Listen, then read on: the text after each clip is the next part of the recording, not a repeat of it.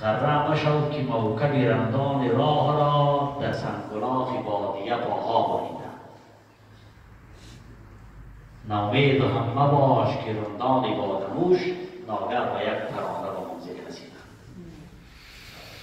بعضی وقتا می شود که یک حالت انسان قرار میگیره که ده ها آیت قرآن کریم میخونه که درد نمیشه. ولی بعضی وقت میشه که یک بند شعر را که ترجمه یک آیت است میخوانیم یک دفعه آدم در روی انقلاب وارد میشه، تغییر میکنه. اون روز در تلاوتش صبحی که میکنیم یک دو صفحه همین سوره عنکبوت همین 10 آیت اول از اینه که ما خواندم یک انقلاب خاص در اون روز برای ما وارد شد. خواندم گفتی آیات باید برای ما ترجمه کنیم. پس آن تفسیر از اینکه داخل شدم متوجه شدم که در این حکمتی بود کمی 10 یا 11 آیه سوره اولی عنکبوت آیه مدنی است یا آیه مکی است. دیگه کلی سوره در مدینه نازل شده ولی 10 آیت اولی از این یک حالت خاصی باشه. یعنی فرقش در خواندن در بین از اینکه ما که در اینجا موضوع شده اول که تلاوت کردم این فرق میکرد با همین موضوعاتی که در داخل این سوره. برای خاطر این بسیار برای خود جالب بود محبت چقدر که برای شما همین آیات تقدیم میکنیم در مورد دیگه چیز نداریم تفسیر است. بسیار موضوعات مهم در این 10 آیات ذکر است. خداوند جل جلاله در اول این سوره میفرماید الف لام میم. این در تفسیر از حروف مقطعات میگن یا موشونه که خلاصه جمهوری اسلامی افغانستان نوشته میگه نوشته جیم علی مخفف میگن در فارسی. این از حروف مقطعات میگن مخفف است. یک رمز است. روایات زیاد است. بعضی میگن که از جمله متشابهات قرآن است. در از این بحث کردن معنای از نپرسان کردن موضوعی است. بعضی مفسرین میگن که مراد از این یک رمز یا کود است مابین خدا و پیغمبر صلی الله علیه و سلم که غیر از خدا و پیغمبر معناش هیچ کس نمی‌فهمه. یعنی یک کود است. مثل که تلفن کود داره یا راجع به تلفن کود داره که کود تلفن خدا می‌فهمه. یک کود است مابین خداوند و پیغمبر صلی الله علیه و سلم. برای باز کردن معانی یا ضبط یا آیاتی است. براتش یک کود از رمز است. خب بعضی مفسرین میگن که لازم است که درباره این حروف بحث شود، اما از جمله مومنون بهی است. یک امتحان خداوند است که نمیشه ما برای شما نازل کرده، معناش هم نمیفهمید. الف لام میم، الف کاف ها یا عین صاد. صاد یک سوره قرآن یک اولش. خدا امتحان کرده بنده خدا را. ببینید یک چیزی نازل میکنه که معناش نمیفهمد. بعد این ایمان میاره یا نمیاره. ما هم قسم خدا نازل کرده به ایمان داره. قلب خداست، کلام خداست، هر کس از جانب خداست. ضرور نیست معنی یک امتحان. خب بحث‌های زیاد است. خلاصش هم است که حروف مقطعات است، یک رمز از مابین خدا و پیغمبر و به خاطر امتحان به ایمان با شما نازل شده. یعنی خداوند چپ گفت چپ، راست گفت راست. درباره در مقابل خداوند پرسیده نمی‌شود که چرا این نازل کرد. یگانه کسی که برای چرا گفته نمی‌شود که خدا سکت باید کنه. دلیل عقلی از او خواسته نمیشه. ایمان هم میره. اگر کسی خواست که خدا مطابق عقلی از او باشه باز دیگه او ایمان بکنه. مثلا کسی میگه چه قصد خداوند اون مقاله جالب هم درباره از این خانم ایمانش همی بود که چرا با خداوند دیره که دست قطع میکنه و آدم سنگسار میکنه و عبادت کنه. پس چرا؟ تفسیر یک نویسنده عرب نوشته کردم در سایت الجزیره خانم چقدر دلیل عقلشون گفتن در زبان رومانی ها یا یونانی ها خداها هم وظیفه داشتن. یک از خداوندی محبت و مهر، یک از خداوند غضب، یک از به نام الهی آتش، یک از به نام الهی نور. انسان خداوند از ذهن خود خلق میکرد. قسمی که خودش میخواست که انتخاب کنه فکر میکرد خدا هم تو باشه. آن کسی دولارا همه علمانی ها همه کسایی که زیاد ایمان دارن اکثر هم دوستن. آیات قرآن کریم مثلا سروش میگه که بسیار آیات است قرآن کریم ما باور نمیکنیم که خداوند یاد نازل کرده. چرا که از صفات خدایی چیز است. یعنی معناست که خداوند باید برای آیتی نازل کرد که مطابق ذوق ما باشه. این با موضوع مربوط نیست ولی مربوط هم است. یعنی شما یک وقت فکر نکنید خداوند مطابق ذوق شما خدا باشه. صفت خدایی تو باشه که تو هر چیزی خواستی کار بکنه، هر چیزی نخواستی نکنه. دیگر از الله خدا نیست. او بت است. عربا بت از همین تلخان با شما بگیم. نه از تلخان بت میساختن. باز وقتی کشته میشن اون را میخرن.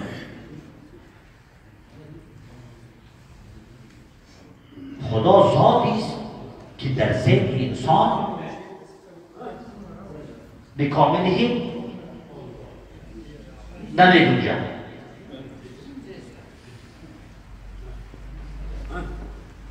و این خاطر باید انسان خداوند را فکر نکنه که یک موجودی که علاوه بالله ذاتی از صفاتی از درست یک آدم، یک معشوقه، یک اندیوال، یک زن، یک چیزی که مخلوق داره باشه. خدا خداست. ما مخلوق از او تسلیم هستیم. هر کاری که میکنه به عدل است، انصاف است. خب این الف را میگم از جمله حروف مقطعات است. رمزگشایی از این برای انسان‌ها یا برای امت یا برای مسلمان‌ها ضرور نیست. احسب الناس ان یترکوا ان یقولوا آمنا و هم لا یفتنون. اول ترجمه آیات را بکنیم. میگه آیا گمان میکنند مردم که ان یترکوا این که گذاشته شود. ان یقولوا آمنا صرف از اینکه بگوید که ما ایمان آوردیم و هم لا یفتنون و اونا در فتنه واقع نشد. یعنی مسلمانی همین نیست که تو لا اله الا الله محمد رسول الله گفته دیگه از تو فتنه سری تو نیاید. به خاطر دین عذاب نکشید، به خاطر دین مسجد نرید، به خاطر دین صدقه ندی، به خاطر دین جهاد نکنی، به خاطر دین قربانی ندی، به خاطر دین خودگذری نکنی، خوابت نسوزانی. صبحی 3 بجه وقت نماز بشو مثلا در پاکستان. این هم یک امتحان دینی است. فتنه کلمه عام است. هر چیزی که سببی آزار و اذیت انسان بشه. این را فتنه میگه. او فتنه اولاد است، او فتنه مال است، او فتنه وقت است، او فتنه جان است، او فتنه مریضی است. ایش عام کلماتی را شامل میشه.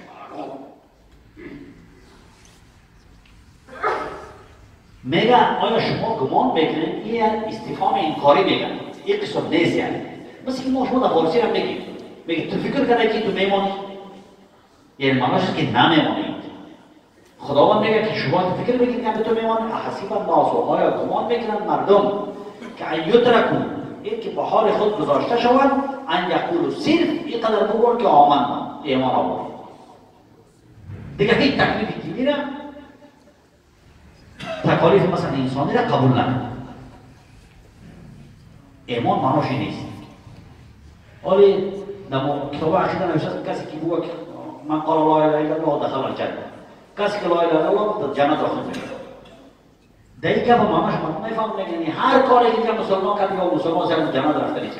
نیست. خدا میگه که چرا خداوند خودش استدلال میکنه که ولقد فتنا الذين من قبلهم فليعلمن الله الذين صدقوا وليعلمن الكاذبين.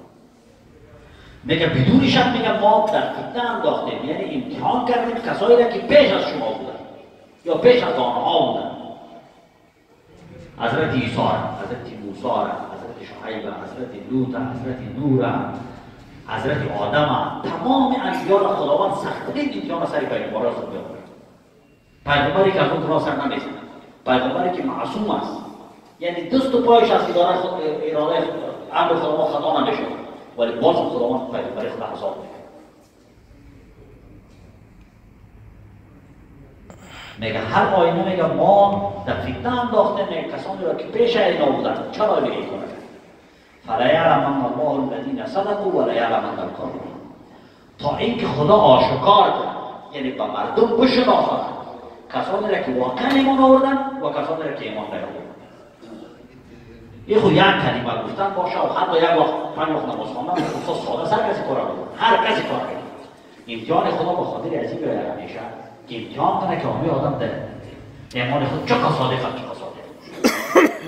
اخوان امروزخوان مسلمین در مصر کل دنیا متحد شد. اسرائیل، صهیونیست‌های عرب، حکام خلیج کلگی متحد شدن فقط به خاطر مسلمان بودن 45,000 نفر به زندان است. انواع تجاوزها و در حق از اینا میکنن. در یک انتخابات دموکراسی و آزاد 52% از رای بود مدرک. انتخابات آزاد که تحت نظارت همین دنیای غرب بود. اما هر وقت کمی خونده را که من میبینم میمون من قوی تره بچوار. هر چقدر دنیا سر از ما فشار کنم شما فقط ببینید که همین حکومت سیسی صحیح است. ما دیگه با شما کار نداریم. ولی خدا چی میگه؟ میگه یک تیده خداوند سری ما آمده معناش است که ما سری حق پای بگذاریم. این از حق تیر شد. هر وقتی که به خاطر قدرت دنیا، به خاطر چاقی، به خاطر مال، به خاطر دنیا از حق تو تیر شدی، معناش است که تو مومن نیستی یا مومن صادق نیستی. چرا خداوند اینجا میگه که به خاطر که خدا نشان بده. اینجا خب معنی راحت میگه که خدا بداند کسایی که صادق است در کار خود یا صادق نیست. خب خدا خب بیازو میفهمه. چی ضرورت داره که خدا بفهمه؟ نه. خداوند معناش است که به دیگران نشان بده، به اهل دنیا صداقتی از دارد. چقدر در پای دین خود ایستاد است.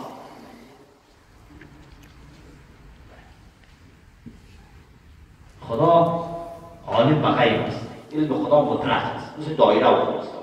معناش که خط دایره را شما بکشید، خط دایره اول و آخر نداره. که اولش از چه شروع میشه؟ او شما اول و آخر داره علم نگاه.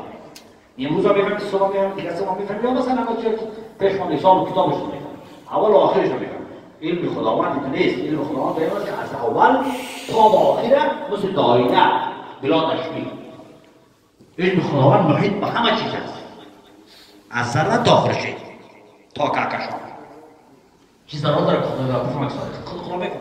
نه، خدا در جامعه سنتی ما در جامعه طبیعی ما برای مردم نشان میده. ام حسب الذین یعملون السیئات ان یسبقونا ساء ما یحکمون. و باز به استفهام اینکاری در آیت 4 خداوند پرسان میکنه که آیا گمان میکنن یا گمان کردن کسانی که کارهای بد میکنن. یعملون السیئات یعنی مشرک میشن، کافر میشن، یا حقا مسلمان هستند در مقابل مسلمان ایستاد میشن، با دین تمکین نمیکنن، دین استیضاح میکنن. میگه اینا گمان میکنن که ان یسبقونا، اینا از ما پیش میدون. معناش این میشه در سبقت در عربی هم پیش دویدن میگن که از دیگران پیشتر بره. یعنی یک کس فرار کنه تو را گرفتن نداره. میگه خداوند اینا فکر میکنن که ما اون را گرفتن نمیتونیم. یعنی از خداوند هم رو تیزتر هستن. میگن ان یسبقونا ساء ما یحکمون. بسیار میگه فیصله بد کرد یا قضاوتی بد کرد. اینجا نیست. خدا حتما میگیره. در دنیا میگیره. گناه شخصی را یک مثلا خدا را خواست زنا میکنه، شراب میخوره، کاری بد میکنه، گناهی که معلوم مؤمن خودش خدا را شناسه مثلا حقیقت میخوره. برای این خداوند امکان داره که عذابش رو آخرت کنه. اما وقتی که ظلم اجتماعی میکنی، دیکتاتور میباشی، مثل هتلر میباشی، مثل موسولینی میباشی، مثل استالین میباشی، مثل سیسی میباشی، این قسم بگه باز بودی، خداوند حتما در دنیا تر میگه. چرا؟ حدیث قدسی است. در روشنایی حدیث قدسی خداوند جل جلاله میگه که و جلالی و عزت، میگه با جلال و عزتی ما قسم، یعنی خدا با جلال و عزت خود قسم میخوره. و جلالی و عزتی لانتقمن من الظالم فی عاجله و عاجله. میگه با جلال و عزت خودی من میگه قسم از خداوند میگه که من ظالم در دنیا را میگیرم در آخرت میگیرم. یگانه گناهی که خداوند را حتما در دنیا و آخرت میگیره ظلم است. که ظلمی که برای یک ملت بکنی، برای یک امت بکنی، برای زندان پرتای بیگناه، با جرم مسلمان بودن، با جرم آزاد بودن، با جرم با تقوا بودن، با جرم پاک بودن، تو را در زندان میندازی. این را خداوند و این دین سرنوشت در تاریخ استثنا وجود نداره. میگه آیا گمان میکنن این کسانی که مشرک شدن یا ظلم کردن که ما از ما اینا پیشتر میدونیم؟ میگه هیچ وقت خداوند میگه این بد قضاوت کردن، قضاوت نادرست کردن، این تو نیست. و من جاهد فانما یجاهد لنفسه ان الله لغنی عن العالمین. در آیت ششم خداوند جل جلاله در سوره عنکبوت میگه که کسی که جهاد جاهدن، همیشه توضیح بدم که جهاد به معنای کوشش است. یکی معنای لغوی کلمه است. همیشه این رو براتون گفتیم، بازم میگم معنای لغوی کلمه است. جهاد مطلق به معنای کوشش است. کوشش در راه خیر. نماز میخوانی جهاد است، زکات میدی جهاد است، حج میکنه جهاد است. نیتت یعنی کوشش، این مطلقی معنای است. صدقه میدی، حلال میخوری، حرام نمیخوری، بچت درست تربیه میکنی، برای مردم نصیحت میکنی، دعوت میکنی، در تبلیغ میری، هر کاری که به نفع انسان و به نفع دین باشه او را تا انجام بدی جهاد. این مطلق جهاد است. یکی جهاد اصطلاحی است که معناش همون سلاح گرفتن در مقابل دفاع از یک سرزمین اسلامی است. جهاد معناش ایسا فکرتون بگیرید که اینجا باریکی است. جهاد یعنی دفاع از یک سرزمین اسلام. در اسلام جهاد جنگ دفاعی باشه، جنگ تعرضی نباشه. در تاریخ اسلام، در تاریخ صحابه، هر قدر جنگی که صحابه کردن جنگ دفاعی بود. این را تحقیق نشان میده. یا خیانت کردن، یهود مثلا رفتن در بنی قریظه و بنی نضیر که در بعضی تلویزیون‌ها یا دیدیم بعضی انگلیسی‌ها در بعضی اعضام در آلمان میمونن تلویزیون نشر میکنن که مسلمان‌ها را در بنی قریظه چی کرد، در بنی نضیر چی کرد، در خیبر چی کرد. تمام جنگ‌هایی که در زمان پیامبر صلی الله علیه و آله جنگ دفاعی بود. جانب مقابل یک بار دو بار سه بار خیانت کردن، دیگه چهارم نیفتن از خود دفاع کردن. جنگ بدر اول جنگ دفاعی بود. به خاطر اینکه مسلمان‌ها را از خانه‌شون کشیدن. اذن للذین یقاتلون فی سبیل الله بانهم ظلموا. مگر اجازه داده شد اول آیت جهاد جایز شد. اجازه داده شد که بجنگه برای مسلمان‌ها به خاطر از اینکه از خانه و دیارشون بر مظلوم واقع شد. در اسلام تا که مظلوم واقع نشد جهاد فرض نیست. یک کسی میاد در سرزمین تعرض میکنه، چی اون مسلمان باشه چی کافر باشه، چی پاکستانی باشه چی روس باشه، سرزمین تا اشغال میکنه. تو مجبور هستی از دفاع کنی، دفاع مشروع. این قوانین بین‌المللی امروز هم این با معنای دفاع مشروع میگن. یک سرزمین که یک کشور دیگه میاد ظالمان میگیره، دفاع این جهاد نمیره. جهاد جو با معنای جنگ تعرضی نیست. جهاد کار طالب نیست، جهاد کار داعش نیست. اگر چند بار در شعار خود میگم این معنای جهاد.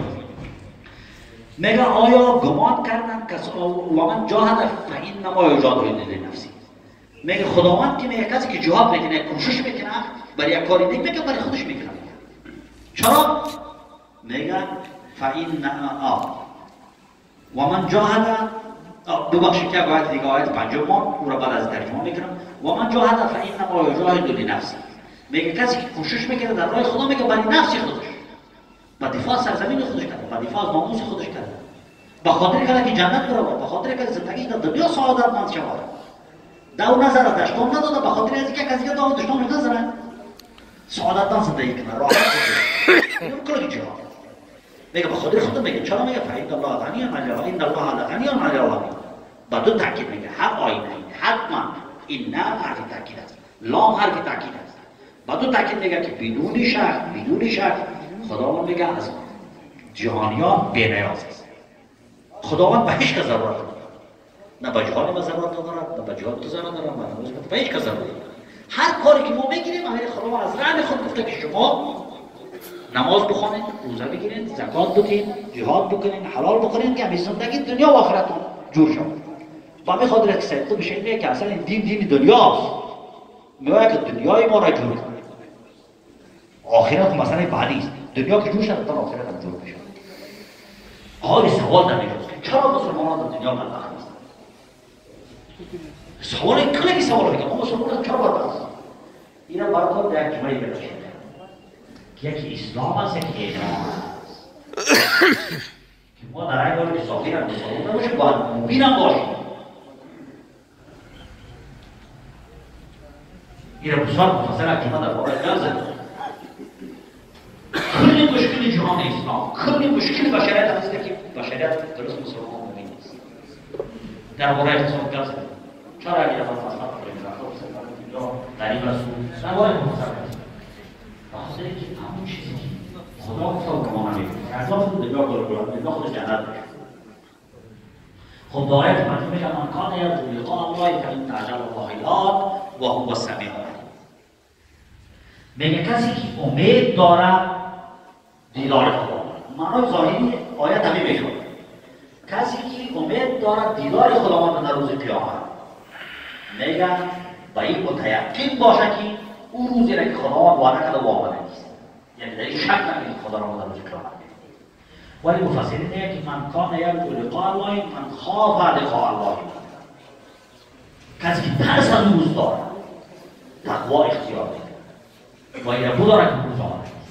و باز عقل میره میگه که تو میفهمی که این کار شده نیست، باید برای از آمادگی داشته باشی. تو میفهمی که این بر بلوک شده، این شاد بگیره دکانی برای بسپونه.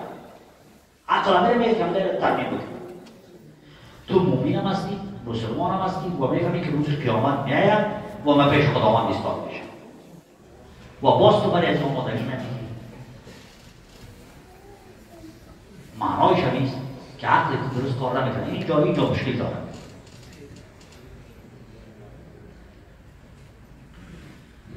والذین آمنوا وعملوا الصالحات لنكفرن عنهم سیئاتهم ولنجزینهم احسن الذی كانوا یعملون.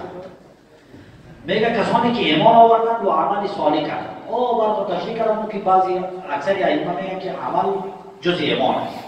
میگه ایمان داشته باشه عمل صالح. اینجا نفرار کرده که آمنو گفته باشه و عمل صالحات ایمان آورده باشه و عمل صالح کرده باشه لنكفرن عنهم سیئاتهم. هر آینه حتما ضرور من میگم همین بدیهای از اینا را جبران میکنه.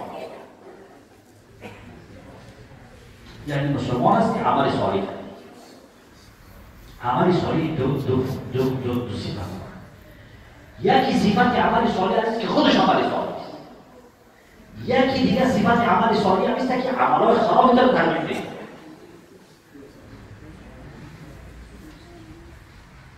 عمل صالح تا جای خود طول نمیشه. مثل اینکه خیش یک دوار خراب شد. شما یک خیش را انتخاب بگیرید که هم عمرن جوی خیش باشه، عمرن ثابته که جور بوده نیست. یه خیش جور بوده. یا ایستن رنگ یلو باشه. یعنی رنگ دیگه خیش را خراب دیوار آمد معلوم نگیم. این را میگیری خیش را در جای دیگه باشه.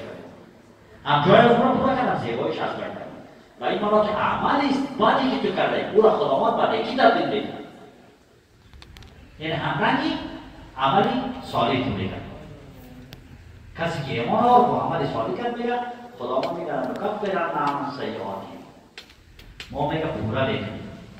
نکفر یعنی عوضش هم بگیم میگه یا از این پورا ببخشیم و گناهشن از اون سیئاتشن و لنجزینهم. علاوه از اینکه اون بدیها را خوش خراب و ترمیم میکنیم و لنجزینهم احسن الذی کانوا یعملون.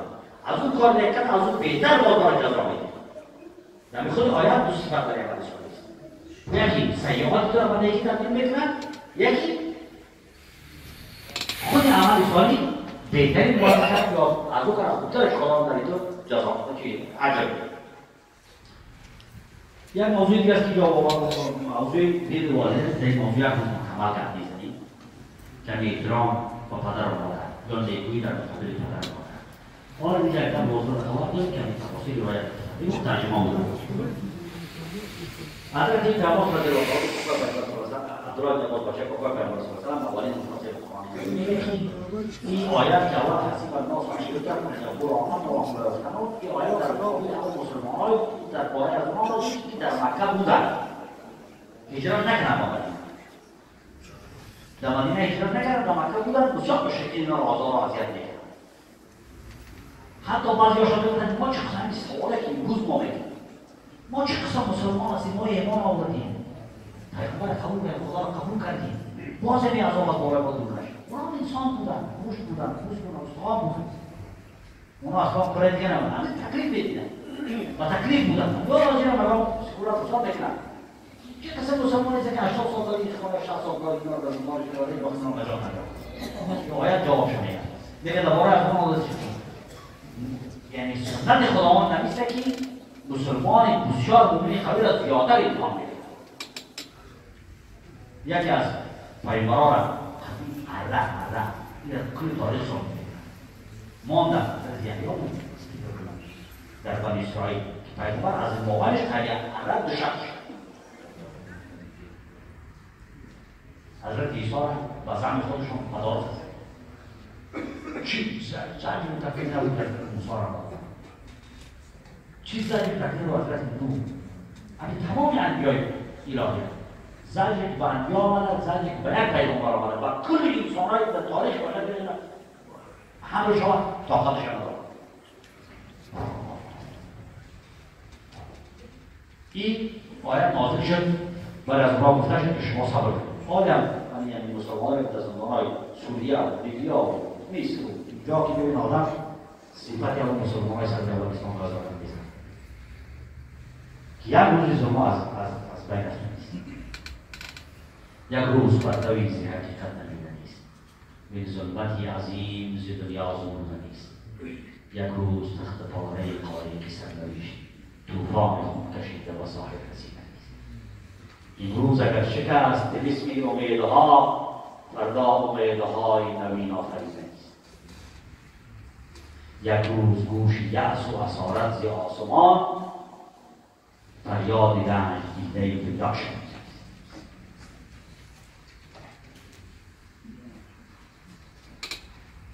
روایت زیاد است که آیات در باره کنارش هم ولی رفت اصل است براتان گفتیم که آیات قرآن کریم شأن خاص می باشد ولی حق شامل می باشد. تا آخر امت اسلامی صفت در امت اسلامی هست.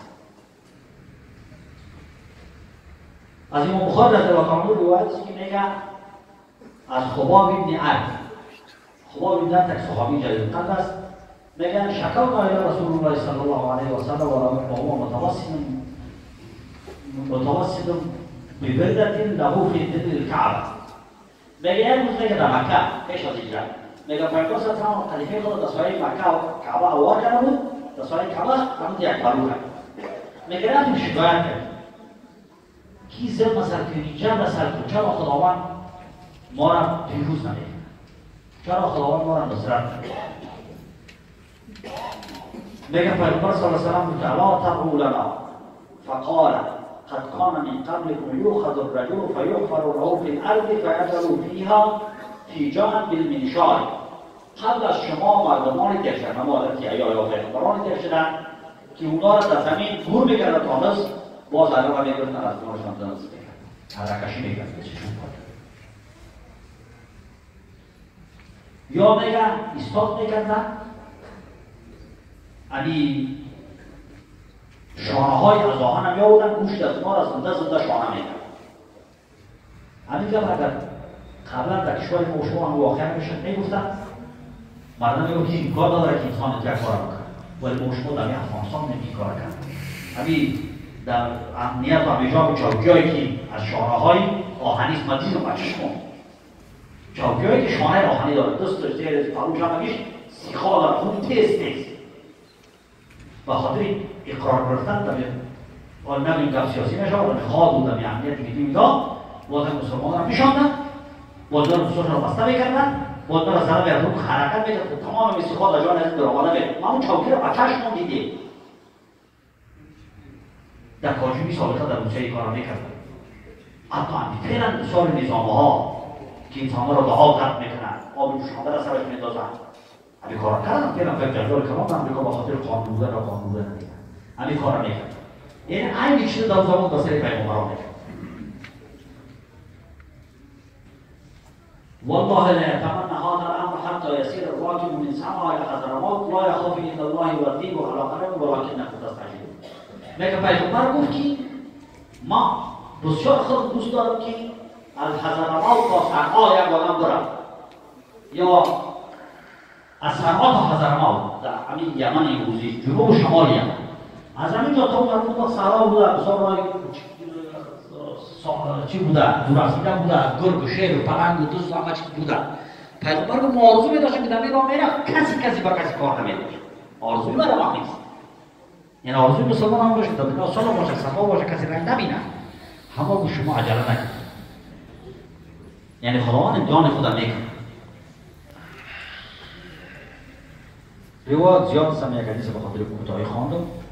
در آیات دیگه میره من کان یرجو لقاء الله فإن أجل الله لآت، یا هم حسیب الذین یعملون السیئات، یا که مراد شرک است ولی باقی گناه‌های بد هم شامل میشود که کسانی که گناه‌های بد کارهای بد کردند با امید از اینکه ما خداوند ما را گرفتار کردن میتونند. من کان یرجو لقاء الله به معنای عزیز که یعنی خوف میکنه از روزی که ترس داره از روزی که ما در پیش خداوند ایستاد باشم و شرمنده باشم. از این درس داشتم که خواهد خدا بترسیم. یک از این شرمندگی یک سال پیش هم این شعر آمد گفتم اون که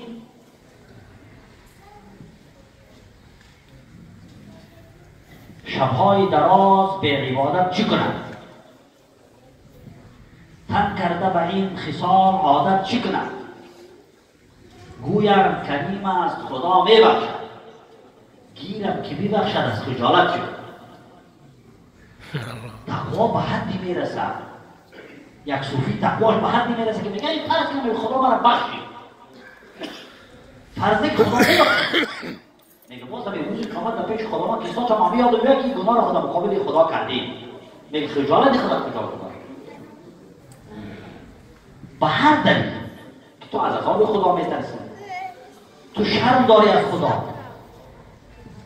تو خدا را بسیار دوست داری، تو به روز قیامت زیاد ایمان داری، باید کاری بد نکنی. چرا امید اون روز داری با روز ایمان؟ والذین آمنوا وعملوا الصالحات لنکفرن عنهم سیئاتهم ولنجزینهم احسن الذی کانوا یعملون. میگه برای از اینکه کسانی که عمل صالح کرد ای صدقوا و عملوا الصالحات، اینجا ایمان با معنای صدق ترجمه کرد. مفسر امام طبری میگه که برای از این ای صدقوا و عملوا الصالحات یعنی ایمان خود در عمل ثابت کردن. ایمان دارد، خوب پخته ایمان دارد، فضل ایمان دارد، فضل برش یکی دارد، اما در عمل که آن پایش میلنگد. مراد از این است که در عمل ایمان خدا ثابت کرده باشد، باز خداوند دو چند درش عجب نیست. و دیگه اما احتمالی گفتم که معصیت هم گناهایی که کرده خداوند را برش ببخشد. و وصینا الانسان بوالديه حسنا و ان جاهداك لتشرك بی ما لیس لك به علم فلا تطیعهما الی مرجعکم فانبئکم بما کنتم تعملون. میگه در آیت 8 که ما توصیه کردیم انسان را. توصیه اینجا به معنای امر است. میگه ما امر کردیم انسان را که با پدر و مادر خود نیکی کند. و این جاهداک لتشرک بی ما لیس لک به علم فلا تطیعهما. ولی پدر و مادر تا حد طاقت سر انسان حق داره که انسان را به کفر دعوت نکنه. ولی اگر پدر و مادرت میگه که کوشش کرد که تو را کافر بسازد، تو را به دین خود، به مذهب خود، به سیاست خود که غیر اسلامی است تو را ببرد، تو را تشویق به فحشا کرد، تو را تشویق به لاابالی کرد، یا پیش از پیش گفت که هر دینی را اختیار میکنی دولت بکنی، اختیارت است، این مراد به دعوت به کفر است. یکان کس میگه که من روشنفکر هستم، میگم بچه‌های من هر راهی را که خودشان انتخاب کرد. این در ظاهر تو معلوم میشه که آدم دموکرات است، این تو نیست، این آدم داعی به کفر است. پیش از پیش با بچه خود میگه که دین اسلام قداست نداره. دیگه نمیگم از جدای چیزی که در این دستی ما شما میگن یک یورو یا 2 یورویی است که باید مسجد میندازیم. این دیگه اینه همون که کمی هم شبچلاق نور ایمان که در دیگه آدم باشه یک کارا میکنه، یکی خود برای یکی جانت در راه اسلام قربان کنه و حساب سخت کمک کنیم با مسجد. میگه پدر و مادر اینجا که تو را مجبور ساختی کافر شوی، میگه در این صورت اطاعتشون نکنی. چرا میگه الیه مرجعکم؟ میگه همه شما، هم تو، هم پدرت، هم مادرت پیش من میگه. باید قدر خدا از پدر مادر که بالاتر باشه. فانبئکم بما کنتم تعملون. باز اینجا قیامت میگه شما میگه من خبر میدم به کاری که شما کردید. تو پدر و مادرت میگن که دعوت شما غلط، دعوت شما با کفر. و بچه میگه کار تو صحیح. با اولاد مثلا میگه کار تو صحیح.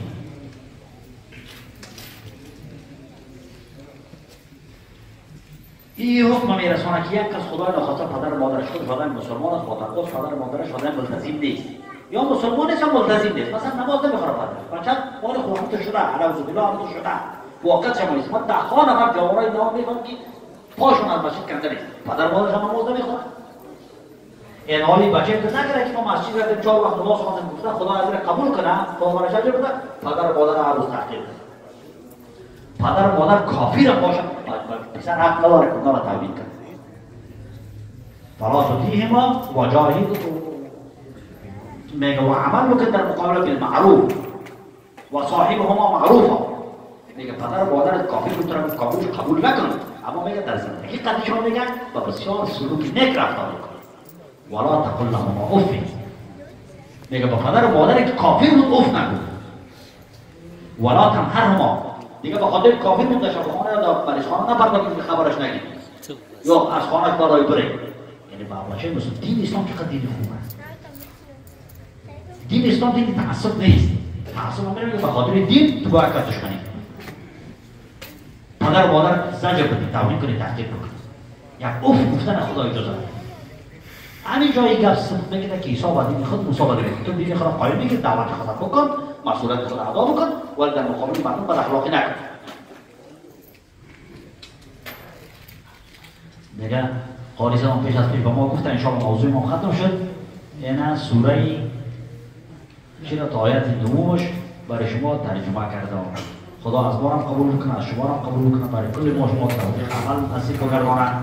دلهای ما و شما رو با مسجد و دین و ایده ما علاقمند بسازد. یکی از دعایی که پیش قرآن بگید همیشه تو دعا بکنید که خود دعای عمومی خدا دین امین دل ما را با دین زیاد پیمان. یکی از دعای پیغمبر صلی الله علیه و آله که اللهم لا تجعل الفتنة فی دیننا. فتنه را در دین ما اون که خدا ان شاء الله خزن آدم بکنه، خدا نصب کنه جسمی، عادی، معنوی، فقهی ولی خطر در دینش نه. اقول قول هذا استغفر الله لي ولكم ولسائر المسلمين واستغفروه انه غفور رحيم واخر دعوانا الحمد لله.